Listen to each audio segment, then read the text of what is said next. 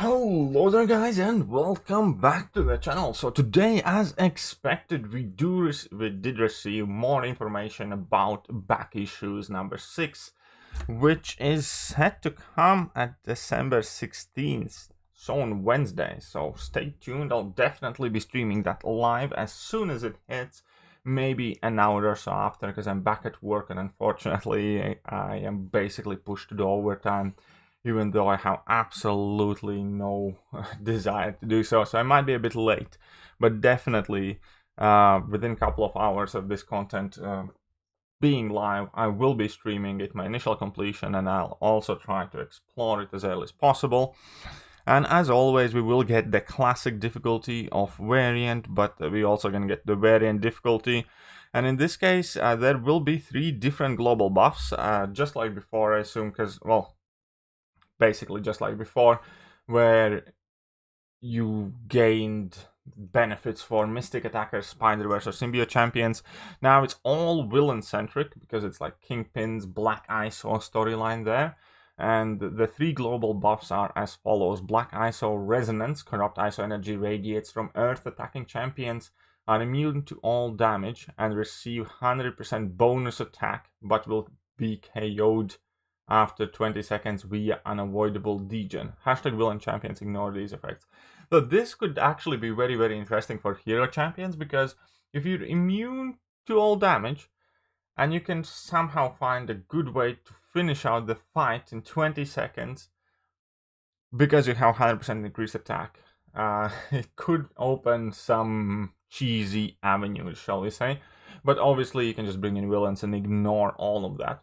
Now we're going to have all non-villain attackers are unable to gain power, which obviously put them at disadvantage, but does not necessarily prohibit you from, let's say, using Archangel or Quake, because they don't need power, you don't need throw special attacks to do what you want to do with them. Then we have Malignant, I don't know how to pronounce that, my bad, but all non-villain attackers are unable to heal through any means, so that would be a no-no for Suicide Masteries, but basically, yeah. It's quite simple, so you can use your hero champions for sure. It's just that they will be placed in some form of disadvantage. But then again, we have plenty of champions who will simply ignore that or won't care about it at all.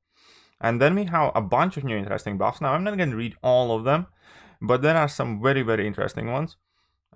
For instance, this armor break one. When triggering an armor break debuff, villain attackers will also apply passive power lock to the defender, which will last until the armor break ends. So, if we bring in a villain champion, we're going to be able to heavy spam the hell out of them in a corner if they're power locked. So I look well forward towards that. For instance, you can easily just bring in Carnage, and yeah, if you're going up against a bleed immune champion, just drop that, and they will never have any power, and you can just spam heavy attacks. Or like Venom. Venom has an armor break on his heavy attack as well. So does a bunch of other champions. And yeah, it sounds too good to be true almost, and I do expect a lot of cheese methods from this node if it's kind of like commonly visible somewhere. Other than that, obviously there will be other beneficial effects. For instance, you will, by triggering Fury buff, be able to passively purify all debuffs. You're gonna have increased Incinerate, Shock, and Bleed durations, and so on and so forth. So there are a ton of buffs for different villain champions and different nodes, different fights. But overall, again, this isn't gonna exclude hero champions. It's just gonna be significantly beneficial using villain champions, which is fantastic. So you can still utilize your full roster pretty much, and possibly have extremely crazy time using some of your villains. So I look well forward to that. Now, when it comes to rewards are pretty much exactly the same as they were before for Variant 5. And that's great, because for the amount of effort involved in exploring Variant 5, the rewards were pretty much the best in game. I think only now 7.1 actually competes with that, because 7.1 is relatively short and it offers 3/4 of a tier 5 class Catalyst Crystal. But in here we actually have significantly large amount of catalysts aside from tier 5 class. So we're gonna have 3 gems 5-star rank 2 to 3, and they are generic ones, so it's perfect, so you can use them on whoever you want.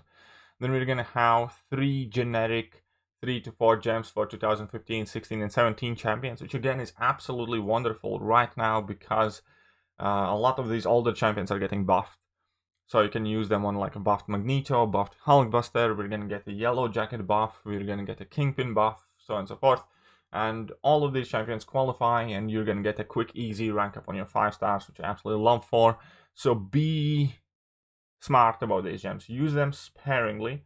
Know exactly what you're gonna do with them, and don't just drop them on champions willy-nilly.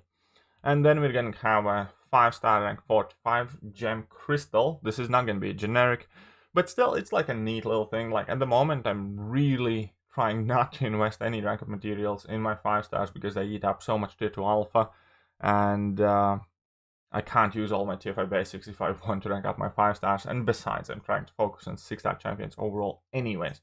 But if you can do it with a gem, then it's just kind of like why not situation. So that's kind of perfect. Then we're gonna have 5-star awakening gem crystal, which is take it or leave it. I honestly at this point have no need for these anymore, but I know that there's a ton of people who will obviously significantly benefit from it.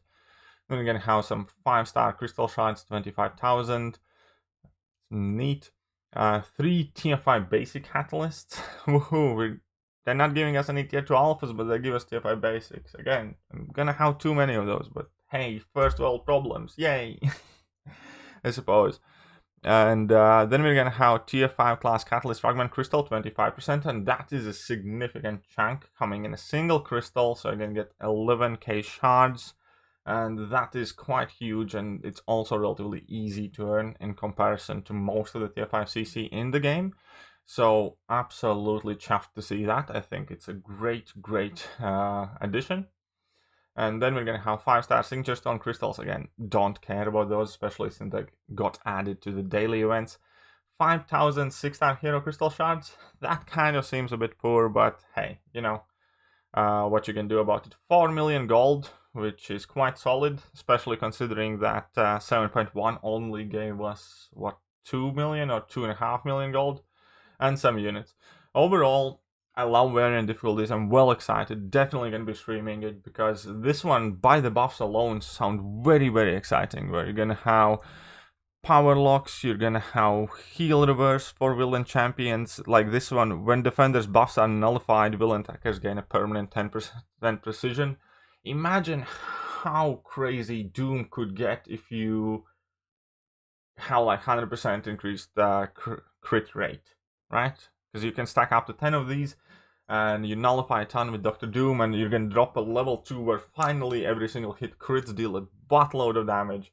I look forward to it. Definitely sounds exciting just reading for it, and variant content is like one of those pieces of content where I'm willing already to get excited because variants so far have been absolutely awesome, and I doubt Kabam would kind of like jeopardize that. So I fully go in expecting a really fun piece of content.